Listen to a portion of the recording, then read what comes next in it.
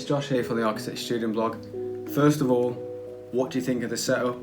I've definitely been trying to upgrade my YouTube game. No! God, please, no! No! Myself a little studio setup here in the house now. I'd love to hear what people think of the setup that I've got, if they think it looks any better than what I've got before. Anyway, let's get into the video. Hi, what's up everyone? It's Josh here from the ArchitectureStudentBlog, and today's video is my top tips for getting a job in an architecture practice. Now, I've been there, I've been in your position myself. I had to work so hard to get the job where I'm at now, but believe me, in the long run, that effort will pay off. I just wanted to give you a couple of tips that I used to get my job, just to give you an idea and perhaps give you a head start and put you ahead of some of the other people applying to the practices that you're looking to join. So let's get into the video. Number one is make it easy for the employer. If you're sending out a portfolio that's between 15 and 30 gigabytes, there is no way they're going to be able to download that, nor are they going to want to take the time to actually download it. What you could do instead is make yourself a portfolio website that is reachable within the click of a button. Not only is that going to make it easier for the employer and more intriguing for them to actually want to look at your portfolio, but what it will also do is show an extra string to your bow and the design skills that you've got to actually create a website. Now, I know what you might be thinking, Josh, I haven't got a clue how to design a website. I know where you're coming from. I was exactly the same when I started the blog and I had to create a website for it. I didn't know where to start. But what I did is I put in some research, and there's so many websites out there now like Wix or Squarespace. Now, I'm not sponsored, but if you would like to sponsor me, I'm very open to brand deals. Anyway, back to the video. I actually use Wix for my website, the Architecture Student Blog. It is so easy and intuitive. It makes InDesign look simple. You can pull together your portfolio. They've got templates that you can use specifically for architects and designers. And so if you really want to go on a basic level, just simply add your work to that template. If I'm honest, what I would probably do is try and tweak it and add my own design flair to it. It is that easy to use because it's so intuitive, and that's just something that's going to make your portfolio stand out and you stand out, because at the end of the day, if you can design a website and a company's looking at somebody, they're looking to employ that can design a website, it might be something that they'd be looking to do for the practice. It's certainly what I did. I ended up actually redesigning my practice's website using Wix as well, and that was just one other thing that I could do to prove my value. Quick segue, I'm currently editing the video that you're watching now, bit inception, but if you'd like to see me do another video that explains the whole process of taking your architecture portfolio and putting it online and into a website, let me know in the comments below. Let's get back to the video. Number two is show them you're a real person. It is so easy, and I have to admit, I've done this myself in the office. It is so easy to just delete the mindless emails that get sent out by people that are clearly just copied and pasted, and that all they've done is change the practice's name. And yes, we know when you've done that, because some people don't even bother to change the font from Google, and it just looks so copied and pasted. They just get put straight in the deleted items and don't even get opened. I know that sounds a bit horrible, but if you're not going to put in the effort to make the job application stand out, then why would we want to employ you over anybody else that wants to apply to work at the practice? So the one thing that you really need to do is show them that you're a real person, and do that by picking up the phone, asking for the people that make the decisions. If it's a big practice, look, I'm not suggesting you're going to be able to call Foster and Partners and get through to Norman himself, but if it's a smaller local practice, you might be able to get through to a lead architect, perhaps even a director. Speak to them in person, show them who you are, put a voice if you can't put a face to the email application that you might have sent through, and just try and humanise yourself, make yourself a real person, because you'd be surprised how few people actually pick up the phone and speak to the people that they're looking to try and attain a job from. What happens by picking up the phone, it actually humanises you. Instead of just being a blanket email that gets sent out, you actually become a real person to the practice. They've got no choice but to stay on the phone and spend, even if it's 30 seconds talking to you.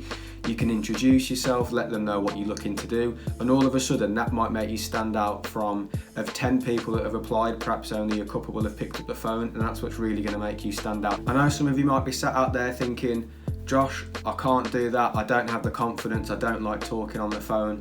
Don't worry, I was in exactly the same position as you. All you need to do is think it through, think about what you want to say, write it down on a notepad even if you have to in front of you, because they're not going to be able to see you, and all you've got to do is just practice that out loud before you make those calls until you feel confident in saying that over the phone.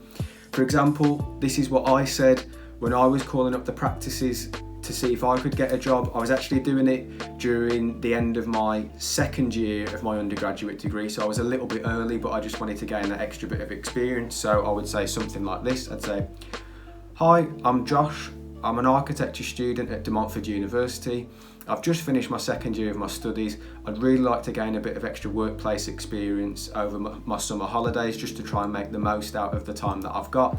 If you've got any availability, that would be absolutely fantastic. I'm not necessarily looking to be paid for the experience if it's just a week, but obviously if there is an opportunity for full-time employment just for the next couple of months, that'd be really appreciated if you take the time just to review my portfolio and my CV and see how I might be able to help out the practice." Doesn't need to be any more than that. It's very sort of relaxed, laid back. You're not trying to force the issue. Now, don't get me wrong, that certainly wasn't the way that it came out when I made the first phone call. I was very nervous. There were lots of stutters, lots of ums. You know, I wasn't physically shaking, but I wasn't far off on the phone because I was just that nervous about making these phone calls, and I really just wanted the job. So don't worry about it, but just think it through and practice. But the main thing is you are showing them that you're a real person, and it's a lot more difficult to turn down a real person than it is just to delete an email out of an inbox. Next is put in the effort. You have absolutely got to put in the effort. You are not going to get a job after the first phone call. If you do, you have got incredibly lucky. When I was making my calls and applications to the various different practices, I actually made up to 60 phone calls within the space of a week to various different local practices that were in about a 30-mile radius of where I lived, and that is literally where I had to go to. I had to go to a 30-mile radius to find a company that would actually be willing to give me an interview. Thankfully, not shortly after, I was given an opportunity at one that was in Newcastle under Lyme, so sort of just a bit further, quite a bit of a commute for me where I lived at the time. I then got a call from a local company, and that is the company that I'm at now, Lewis Architecture. But you have to put in the effort. Don't expect things to just fall in your lap. It's not going to happen like that. You have got to keep calling, be persistent with it. If you don't get through the first time, don't give up. Just make a note of the practices that you couldn't actually speak to somebody on. If a practice did the very standard thing and just said, "Okay, we're not particularly looking at the moment, but feel free to send over a CV and a portfolio of work," do that straight away, or as soon as you can after you'd finished the phone call, because that's not only going to show willing, it's going to show that you're obviously keen for the job and be fresh in their mind after they've just had that telephone conversation. If they give you an email address, they might give you a very generic info email address. Just say, "Is this the email address that will get directly to yourself?" If they say yes it is, then there's not really any retort, but you might actually get their actual email address, which again is just going to give even more chance of that portfolio and that CV being read by them.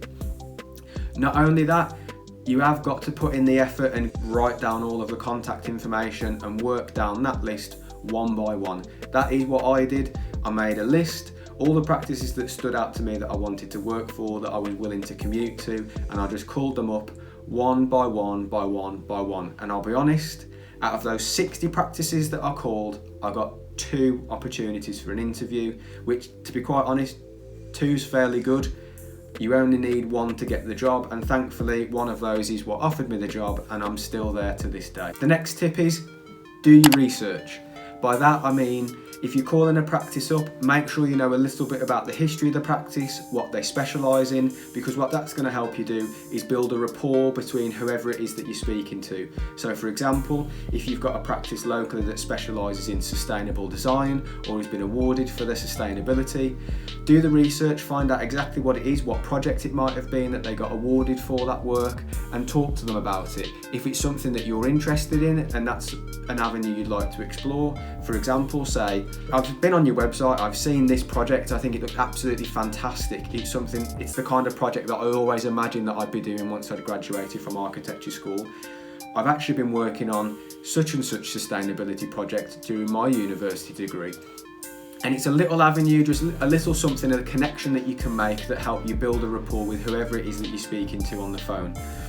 Now, with that, please take note of this particular item, and that is, do not lie, because what's going to happen is if you tell a little lie on the phone, they'll remember that information that you've said on the phone, because it will stick with them, because it's something where you've shown you relate to the practice.